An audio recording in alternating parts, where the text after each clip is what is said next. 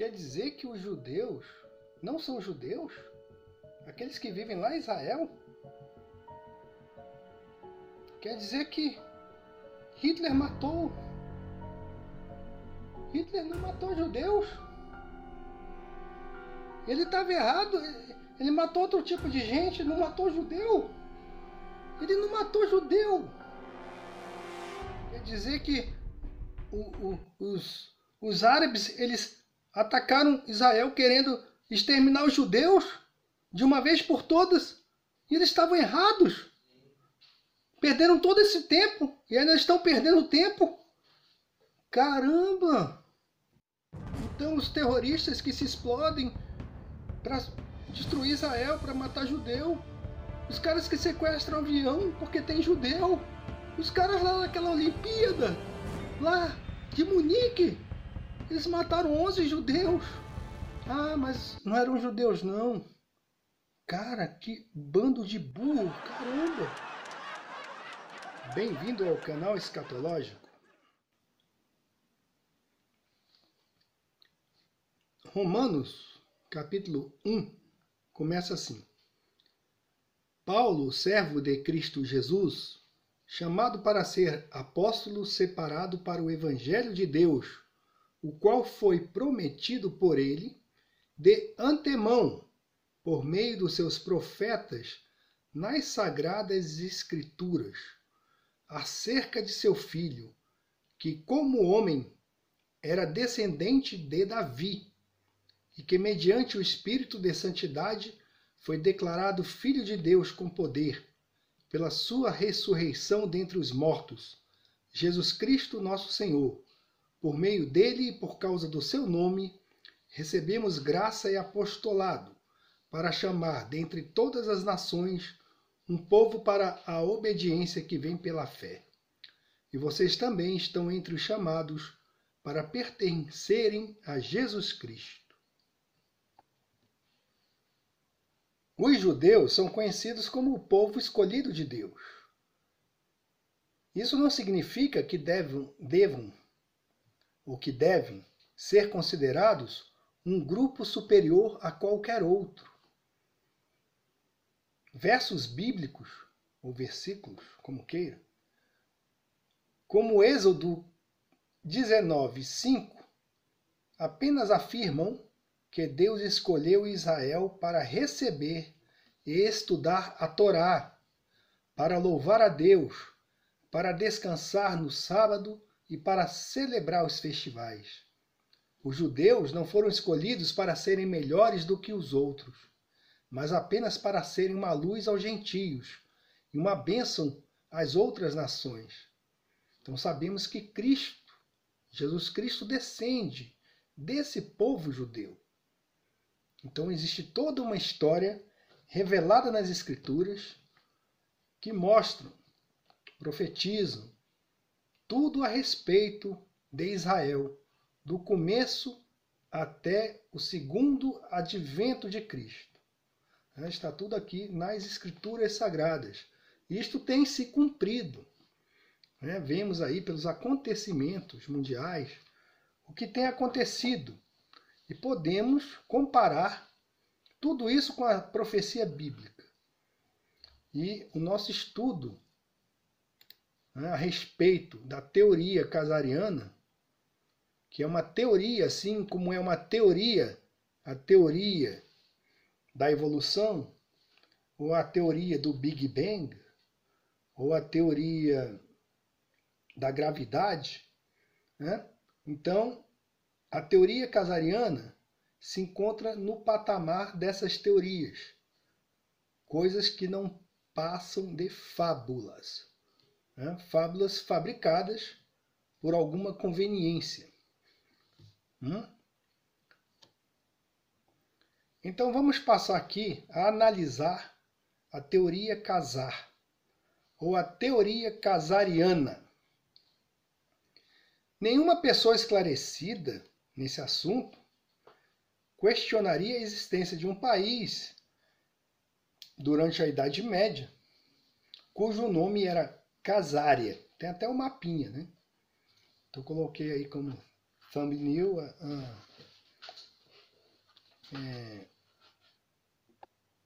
ou como thumbnail, ou miniatura, a foto aí desse mapa em um dos vídeos, né, a respeito dessa teoria. Você pode procurar também na internet, mapa da Casária. E então, nenhuma pessoa esclarecida vai negar que existiu a Casária, né, um país o qual se converteu ao judaísmo no século VIII. Contudo, a teoria de que os judeus askenazitas, que correspondem a cerca de 85% da população judaica em todo o mundo, descendem originariamente desses casares, né, por mais atraente que possa parecer a alguns, permanece como uma hipótese não provada, quer dizer, igualzinha à teoria da evolução, desprovida de qualquer evidência científica. Bom, em 1976, Arthur Koestler, um romancista judeu comunista, só podia ser comunista, né, pois os comunistas são ateus, e Israel é uma prova de que Deus existe. Olha, todo petista que eu conheço odeia Israel. E todo comunista é apátrida, uma vez que sua pátria maldita é a sua maldita ideologia. Né? Então, o comunista, ele não quer pertencer a nenhum país. Então, todos esses que advogam, né, o extermínio de Israel, todos esses têm um viés esquerdista, porque eles são párias, eles não se comunicam, eles não têm nenhum vínculo com nenhum país, mesmo a terra onde eles nasceram. Você acha que um brasileiro que se diz comunista, ele é brasileiro? Não, ele está vinculado à Internacional Socialista. Né? Aquele ridículo lá, um cara chamado Che Guevara, né, ele queria espalhar a revolução. Aí foi se fazer de idiota lá na Bolívia, pá, acabaram com ele. Né? Menos um psicopata comunista para espalhar suas ideologias imbecis. Bom, então, esse Arthur Koestler propôs essa teoria em seu livro intitulado The 13th Tribe. Tá bom em inglês aí? The 13th Tribe, que traduzido seria a 13ª tribo. Teoria essa que nunca foi levada a sério por nenhum linguista, nem pela maior parte dos outros cientistas. Essa é a razão pela qual a propagação mais agressiva desse ponto de vista tem sido geralmente verificada dentro da esfera dos propagandistas que têm um eixo ideológico ao qual se apegar. Então, eles têm alguma ideologia, né, que justifica que adotem essa teoria com relação a Israel. Então, eles têm um eixo ideológico a que se apegar e não em decorrência de estudos científicos. Que a comunidade científica, né, os linguistas, eu vou mostrar aqui para você um estudo de um linguista que detona de uma vez por todas essa bobagem de que os judeus não são judeus, né? Eles seriam casares. Né? Então, a semelhança da obra intitulada Os Protocolos dos Sábios de Sião, que também é uma grande bobagem, né? Isso aí, depois eu vou fazer um vídeo a respeito disso. Sabemos que é uma farsa, foi uma fraude, né? Sabemos até o nome do fraudador.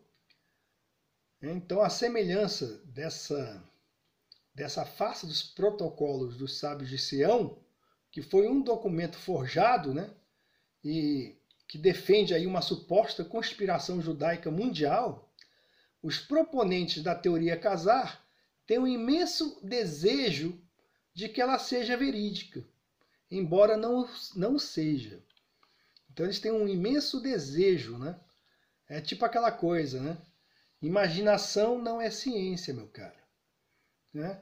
Eu posso aí imaginar, deixa eu ver, que tem um elefante cor-de-rosa, bem aqui no meu quintal, né?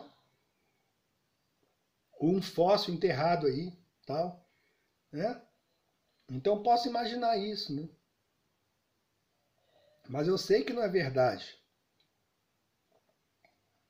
Se eu continuar afirmando que isso é uma verdade, bom, teria que ser internado, né? Então, muitos estudiosos, né, desse assunto acreditam que somente a liderança do povo Khazar se converteu ao judaísmo. Então, há estudiosos que dizem isso. E alguns desses eruditos pensam que a razão de tal conversão se deveu ao fato de que muitos dos líderes já eram judeus que para lá imigraram em anos anteriores. Quando se espalhou a notícia de que a nação da Casária tinha se convertido ao judaísmo, pelo que se sabe, muitos judeus que viviam no Império Bizantino e no mundo muçulmano, eles emigraram para a Casária. Haja vista que frequentemente, desde sempre, né, até hoje, e frequentemente eles eram perseguidos nesses impérios e países de onde eles procediam. Acabei de comer um pastel ali. Bom, pastel é originário da onde o pastel, hein? Será que os pastéis vêm lá da Casária? Não acho que o pastel vem da Casária, não. Você sabia que os pastéis brasileiros foram inventados por imigrantes chineses no estado de São Paulo por volta de 1890? Muito interessante isso aí. Para você que gosta de pastel, ó, isso aí é mais um negócio da China. Então, por causa, né, dessa sensação de segurança que os judeus passaram a ter, né, se imigrassem lá para Casária, então, desse modo, a imigração para aquele país aumentou o número de judeus naquela nação, que ficou conhecida por ter uma grande população judaica. Como a Casária naquele tempo era praticamente a única nação do mundo a proporcionar liberdade religiosa, ela contava com um enorme contingente de cristãos, de muçulmanos, de pagãos que nunca se converteram ao judaísmo. Igualzinho tem Israel hoje, né?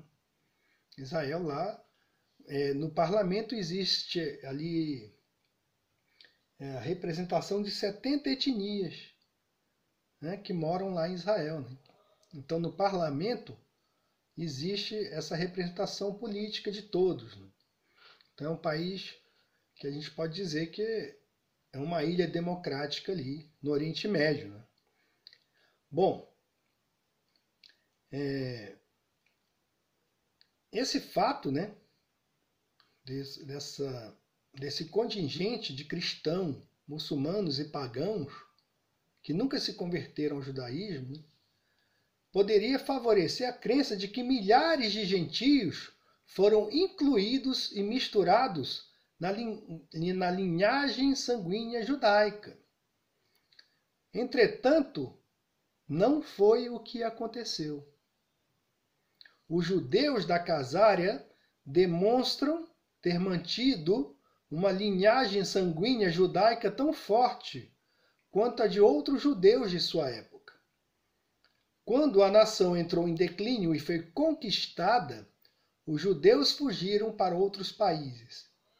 E a maioria não judaica da população da Casária foi morta nas batalhas ou se converteu ao islamismo e ao cristianismo. Ainda que os judeus seguramente tenham contraído matrimônios interraciais com os gentios na Casária, tal fato não invalida sua identidade judaica. Da mesma maneira que os casamentos interraciais praticados no Antigo Testamento não invalidaram sua identidade judaica. Então é só você ler as Escrituras. O próprio Jesus tinha vários gentios em sua linhagem genealógica. Raabe está na genealogia de Cristo. Ela era judia? Não, não era. No entanto, apesar de Jesus possuir em sua linhagem genealógica diversos gentios, ele certamente era judeu. Na época do Novo Testamento, essas pessoas ainda eram reconhecidas como judeus, os descendentes de Abraão, Isaque e Jacó. É a Bíblia que divide a humanidade em judeus e gentios, denotando a linhagem de nascimento de uma pessoa. Alguém pode até renegar os aspectos religiosos do judaísmo, mas não pode fugir da realidade genealógica de que eles nasceram dentro da raça judaica. Durante o Holocausto, os nazistas fizeram pouquíssima distinção entre judeus profundamente religiosos e judeus seculares. Quando tiveram a oportunidade, eles procuraram aniquilar indiscriminadamente todos os judeus. O mesmo ocorre hoje em dia. Os muçulmanos matam judeus, sejam estes religiosos ou seculares. Para eles não faz nenhuma diferença.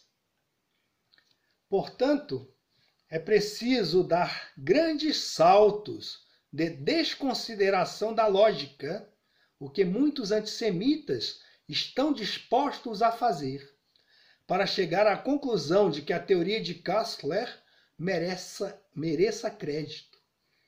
Isso fica muito evidente quando se considera o fato de que, antes da teoria de Kastler ser publicada em 1976, ninguém deduziria que os judeus não eram de fato descendentes de Abraão, Isaque e Jacó.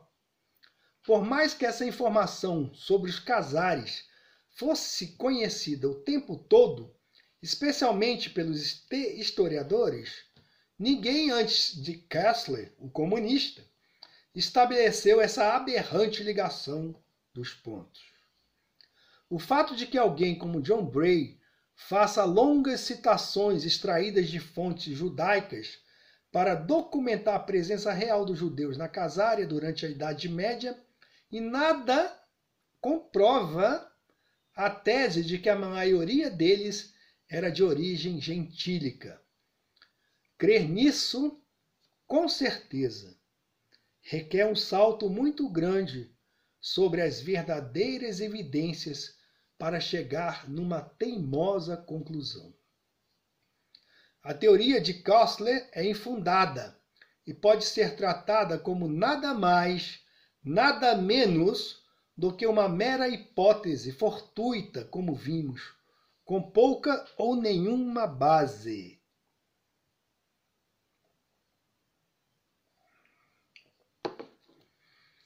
Além disso, o parecer de historiadores e especialistas em genealogia a respeito do povo Khazar tem sido atualmente confirmado com o desenvolvimento da utilização do DNA como um método confiável de análise da herança genealógica de uma pessoa. Kevin Allan Brook, um dos principais pesquisadores sobre os Khazares, diz o seguinte, aspas, não precisamos mais dar ouvidos a especulações. Já é fato comprovado que os judeus alemães se misturaram com outros judeus quando foram para o leste. Também já ficou claro que os antigos israelitas possuíam os mesmos padrões de DNA Y encontrados em comum entre os judeus sefaraditas, judeus askenazitas, judeus curdos e judeus indianos, a despeito do fato de que, basicamente, esses padrões, em parte, possam ter se originado anteriormente de algum lugar no Kurdistão, na Armênia ou no Iraque. Os padrões de DNA Y, característicos do Oriente Médio, ocorrendo nos haplogrupos J e E, não podem ser explicados pela teoria dos casares. Contudo, algumas evidências do DNA MT e DNA Y levita podem ser explicadas por tal teoria. A conclusão final de Brooks sobre as origens do povo khazar é a seguinte. Em suma, os judeus do leste europeu descendem de uma mistura de judeus alemães e austríacos, judeus tchecos e judeus eslavos orientais. É possível que os judeus eslavos orientais tenham suas raízes tanto no Império Khazar quanto no bizantino. Daí a necessidade de um estudo mais aprofundado da vida judaica nessas terras. Porém, a maior e mais influente parcela de judeus do leste europeu provém da Europa Central. Por essa análise, podemos demonstrar que o elemento étnico dominante entre os judeus do leste europeu é judeu, originário do antigo povo da Judéia, no Oriente Médio. Por essa análise, vou repetir, podemos demonstrar que o elemento étnico dominante entre os judeus do leste europeu é judeu, originário do antigo povo da Judéia, no Oriente Médio. Não bastasse isso, o filólogo Alexander Beider corrobora tais conclusões, pois ele é um linguista e autor de livros de referência sobre nomes judaicos e a história do Ídis. Então, esse filólogo, ele mora em Paris e escreveu a respeito ele escreveu a respeito desse tema. E o conteúdo do artigo que ele escreveu, acredito provar, ainda com mais clareza, né? Para o pessoal aí que é cabeça dura mesmo, né? Que quer acreditar na mentira. Mas vamos expor a verdade, né? Como estamos fazendo aqui. Né? Doa quem doer. Então, ainda com mais clareza, né? É possível provar a verdade de que os judeus askenazes não são casares. A verdade de que os judeus askenazes não são casares deriva também desse estudo filológico. Então ele afirma, esse filólogo, que em 2010 foi contatado pelo editor-chefe de um volume chamado Casares, Mito e História. Então o cara queria publicar um livro sobre esse tema. E o livro seria organizado pela Academia Russa de Ciências. Então ele conta aqui o fato, né? O editor conhecia meus livros, ele diz. O editor conhecia meus livros sobre os nomes Askenazi, ou Ashkenazi. E estava familiarizado com meu estudo em curso da história do Yiddish, publicado pela Oxford University Press em 2015 como Origins of Yiddish Dialects, ou Origens dos Dialetos Yiddish. O editor queria que eu escrevesse um artigo explicando os vestígios dos judeus da Casária medieval, que ele certamente tinha observado em minha pesquisa. Eu tentei educadamente rejeitar sua proposta. Eu disse a ele que meu trabalho sobre o assunto seria muito curto para a inclusão porque consistiria em uma única frase. Então ele diria simplesmente o seguinte: o conjunto de dados de nomes pessoais registrados por judeus na Europa Oriental durante os últimos 6 séculos e todo o idioma Yiddish não contém qualquer ligação com Casária.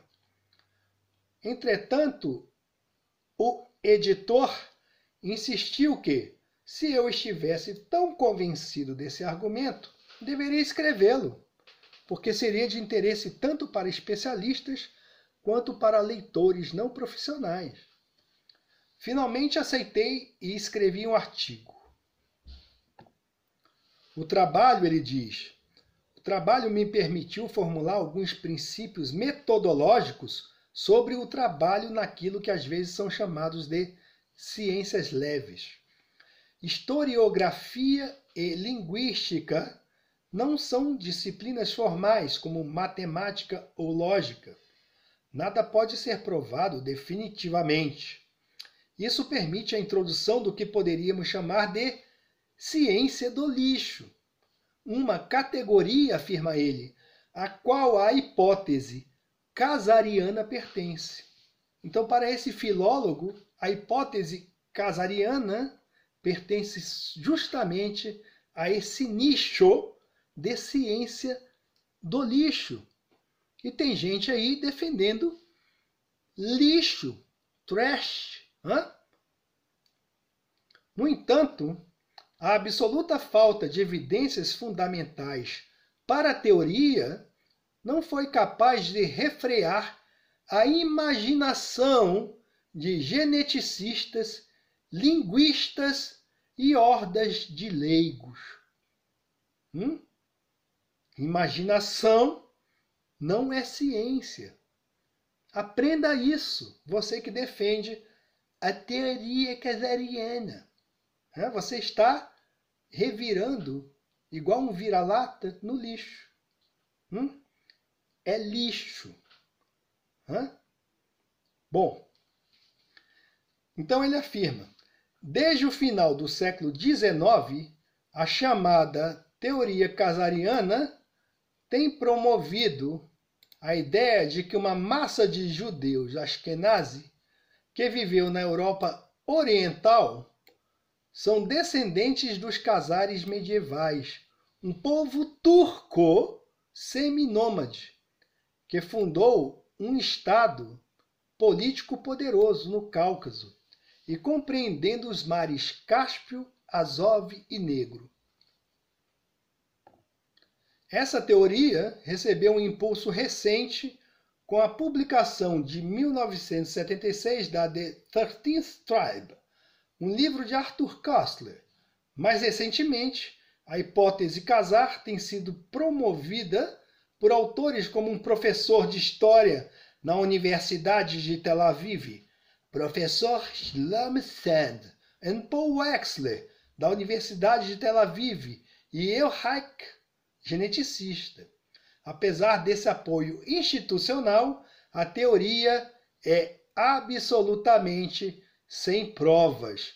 É igualzinho, Estão fazendo a mesma coisa com essa teoria, com o que fizeram com a teoria da evolução.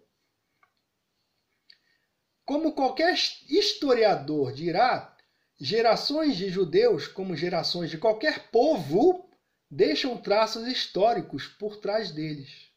Não é verdade? Essas impressões vêm em vários formulários. Para começar, as pessoas deixam para trás documentos históricos e dados arqueológicos. Previsivelmente, a evidência arqueológica sobre a existência generalizada de judeus na Casária é quase inexistente.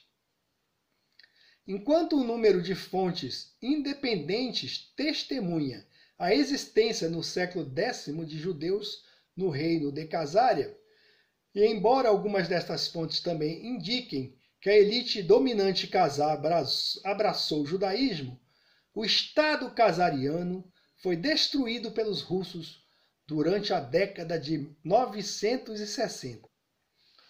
Em outras palavras, podemos ter certeza de que o judaísmo não estava particularmente difundido naquele reino. O próximo registro histórico dos judeus, em algumas cidades que hoje pertencem ao oeste da Ucrânia e à Bielorrússia Ocidental, aparece no século XIV, quando os judeus são regularmente citados em numerosos documentos.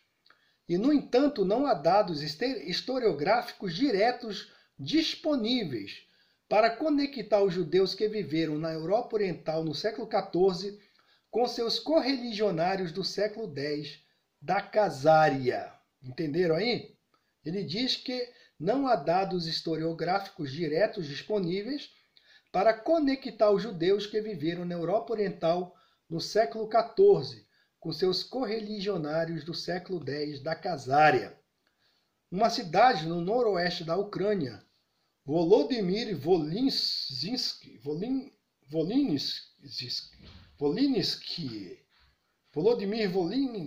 sei lá, é um nome muito estranho, parece ter uma presença ininterrupta de judeus desde o século XII.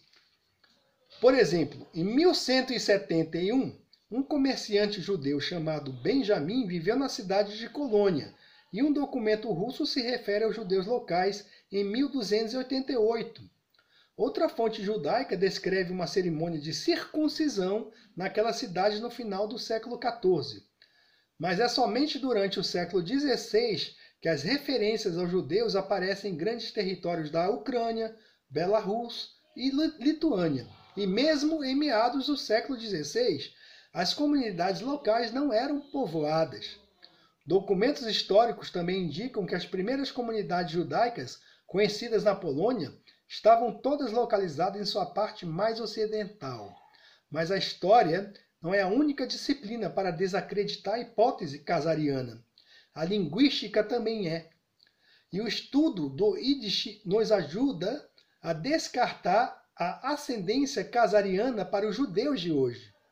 Entenderam? A linguística, com o estudo do Yiddish, nos ajuda a descartar a ascendência casariana para os judeus de hoje.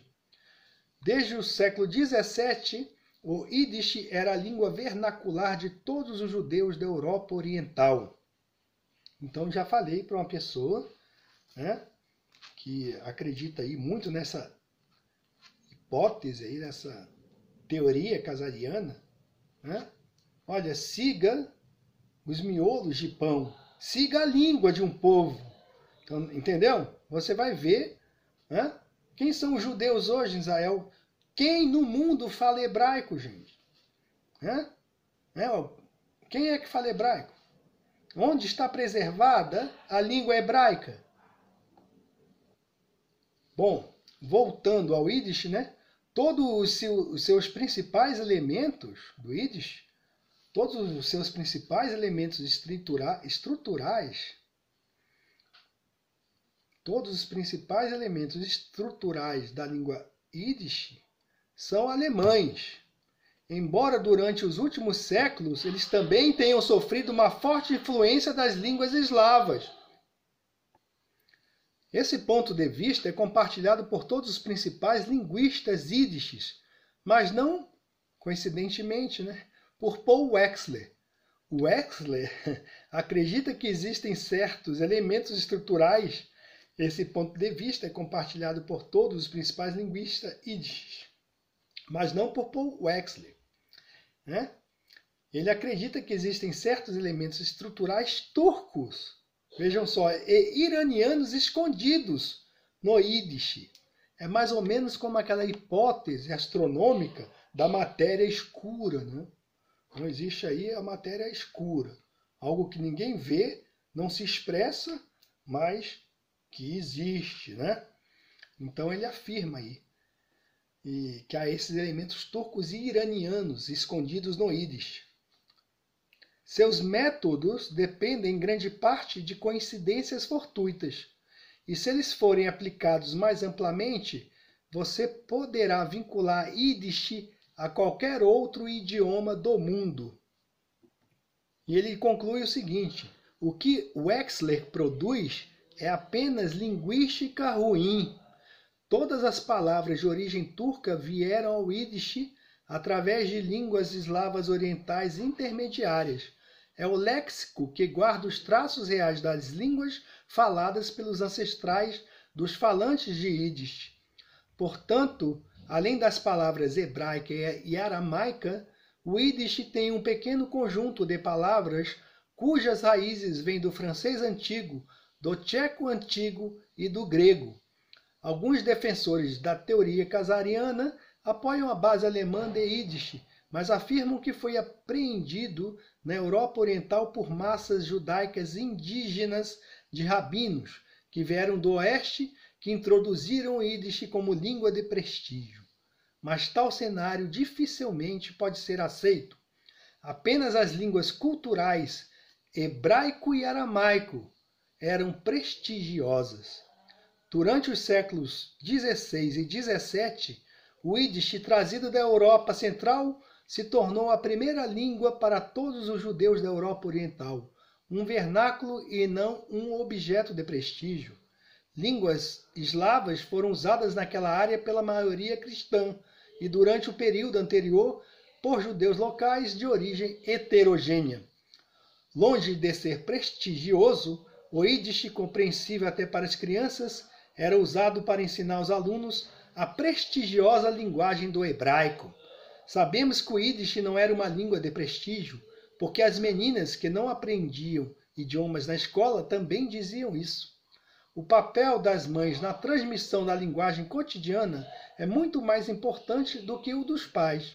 Além da história e da linguística, uma terceira disciplina pode nos ajudar a pôr fim à hipótese casariana, onomástica ou o estudo de nomes próprios. Olhando para os nomes e os sobrenomes, dá-nos uma ideia de como é uma comunidade, a sua linguagem e as suas origens. E nas comunidades judaicas da Europa Oriental, durante os últimos 6 séculos, não se pode encontrar um único nome turco nos documentos que listam os nomes dos judeus.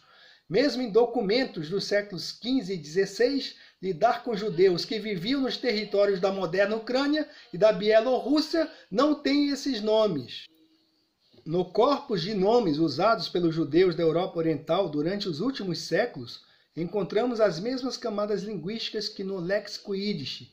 Existem muitos nomes germânicos, hebraicos e alguns nomes aramaicos.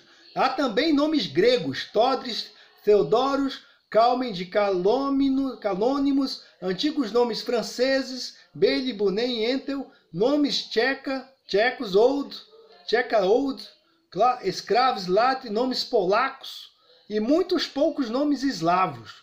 Não há nomes em turco. Finalmente chegamos à genética. Não é preciso ser um geneticista profissional para ver a inadequação das metodologias usadas por Elreich, o defensor da teoria casária, nesse domínio. Em seu artigo de 2013, ele pretende mostrar que os judeus askenazes modernos são geneticamente mais próximos dos casares do que dos hebreus bíblicos.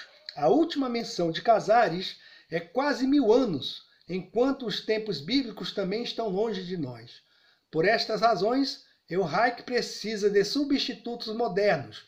Então ele substituiu os armênios e georgianos por casares, porque todos eles estão relacionados de alguma forma com o Cáucaso, e substituiu os palestinos israelenses pelos hebreus bíblicos.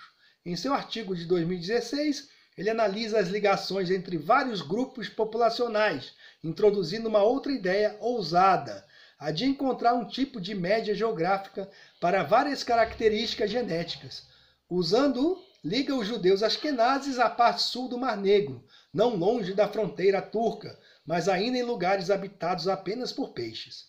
Em termos gerais, seu método geral é aplicável apenas em um contexto de famílias que permaneceram por séculos nos mesmos lugares, por exemplo na Sardenha, mas certamente não para grupos populacionais caracterizados pela mobilidade geográfica. Como um dos meus amigos, se aplicarmos a sua ideia de Barack Obama, o ex-presidente dos Estados Unidos, serão classificados como líbio apenas porque a Líbia está no meio de uma linha que liga o Quênia ao Reino Unido. Em termos globais, todos os argumentos sugeridos pelos defensores da teoria casariana são altamente especulativos ou simplesmente errôneos. Eles não podem ser levados a sério, mas, infelizmente, isso nunca impediu que a teoria fosse popular. Assim como nunca impede a ideia, né, que diz que os comunistas são bonzinhos e querem o seu bem, né, tem muita gente que acredita. Tem muita gente que acredita nesse partido que afundou o país, né? Muita gente que acredita nesse sujeito que está preso, que ele queria o bem da nação, né? É o populismo. Isso existe em todo local, né? Em todo lugar. Inclusive, né, na disseminação de mentiras, de hipóteses e teorias sem fundamento nenhum, né? Vejam só como é tão popular essa tal de evolução, né? E como é tão popular essa astronomia moderna. É popular, mas sabemos que é totalmente inverídico. Então a conclusão disso tudo, né, tem muito para falar, né? Não dá para falar tudo num vídeo só, né? A teoria casar tem sido completamente refutada, tanto pela pesquisa acadêmica na história dos casares, quanto mais recentemente pela evidência genética, com a comprovação de que, em termos genéticos, os judeus procedentes de todas as partes do mundo são estreitamente aparentados com os judeus do Oriente Médio, e não com os gentios russos ou europeus orientais, nem com outras etnias daquela região. Joel Weinerman faz a seguinte observação. Dr. Michael Hammer, baseado exclusivamente no cromossomo Y paterno, demonstrou que os judeus askenazitas têm uma relação de parentesco mais íntima com os judeus iemenitas, judeus iraquianos, judeus sefaraditas, judeus curdos e árabes, do que com populações cristãs europeias. A pesquisa legítima nessa questão revela que apenas um insignificante percentual de judeus tem alguma herança genética através da linhagem dos casares. Conforme foi mostrado, né, nessa série de vídeos, né, conforme foi mostrado e demonstrado, parece que a teoria casar é apenas isso. Uma teoria, por sinal, não muito bem elaborada. A conclusão segura é a de que a maioria dos judeus que atualmente vivem em Israel e na diáspora se constituem de legítimos descendentes de Abraão, Isaque e Jacó. E como dito no início desta série de vídeos, né, essa teoria hilária, ridícula, demoníaca e burra é popular meramente pelos motivos ideológicos já mencionados. Precisamos deitar por terra a mentira e a falsa ciência e os falsos intérpretes. E por que não afirmar falsos profetas que distorcem a verdade confirmada pela palavra de Deus? Fica a dica. Maranata.